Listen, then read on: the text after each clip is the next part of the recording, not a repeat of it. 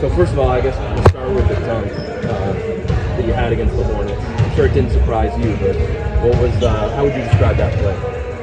I mean, I think it's just a byproduct of us playing the right way. Ball's moving. Corey made a quick decision, DHO to me, and we want all of us to come off of those actions being aggressive, and that's what I tried to do. I got 2 points out of it.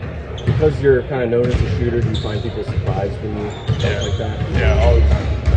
It's not surprising to me, but I get it.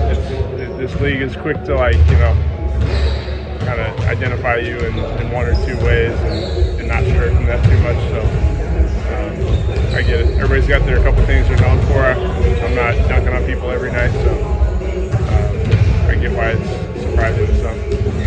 You guys as a bench had 5 players make multiple threes, and I thought that was kind of rare, and it turns out you guys tied an NBA record by doing that instead of franchise record.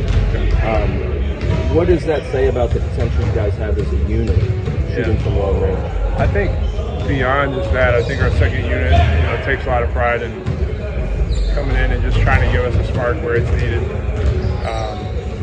Obviously, guys like Corey, DeLon made a few. Gallo's great, as a 5 who can stretch the floor. We've got guys who can come in and get them up and score in a hurry.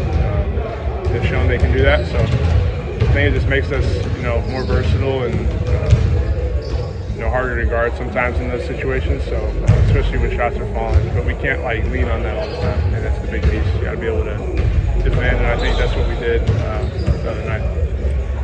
Your release on catch and shoots is incredibly fast. What's kind of the art of that, and how did you develop to be so quick? I've been, repping it for years and years. I've been with the same AAU coach, shooting coach since 4th grade, and he's been like a shooting guru my whole life. So he's I always compare it to how golfers have their swing coach. It's that's the one guy I'll listen to about my jump shot. So we work really hard, do a lot of weird, strange outside the box drills and stuff. So just years and years of reps, really. What are some examples of the weird outside the box drills?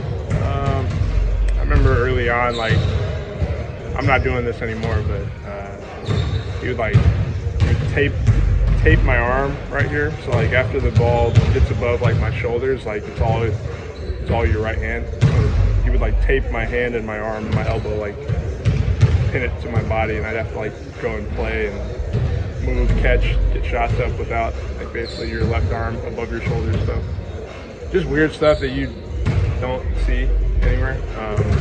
Even some of the drills, a lot of time shooting, all kinds of stuff. But yeah, trying to get up as many attempts in a period of time. Build your endurance through.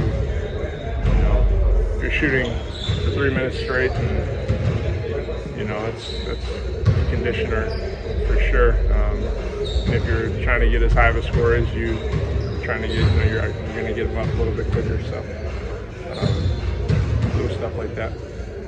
Obviously, you guys don't expect to score 72 points off the bench on a regular basis. That said, how important is it for you guys going forward that you had that many people contribute? Yeah, like I said though, it's not even about the scoring to me.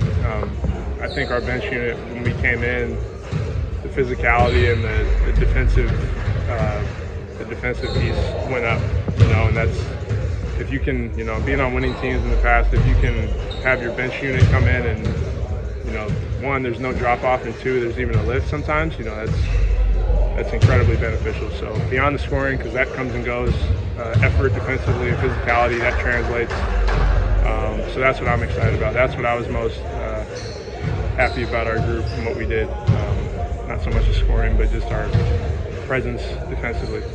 Piggybacking on the defensive, so what did it mean for you guys to hold them to just 17 points in that second quarter? Yeah, I mean, that was the intent. We read the game. That second group, we've got some guys who have been around and played and seen some good basketball. So, early first quarter, it was still pretty tight, and they were kind of a little comfortable. The some stuff, so we wanted to just come in and try to shake it up a little bit. And that's what we did, and it carried throughout the rest of the game.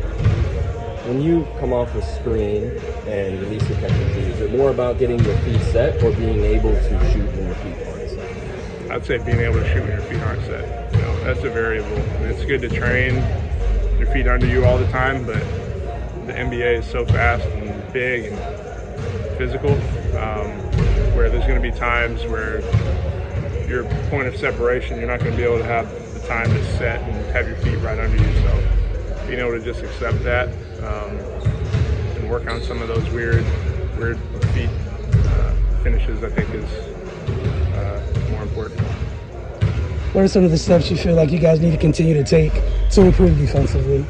Just keep talking. You know, we're still young, we're still learning. I mean, you know, Bilal is 18 years old and he's picking up stuff super quick.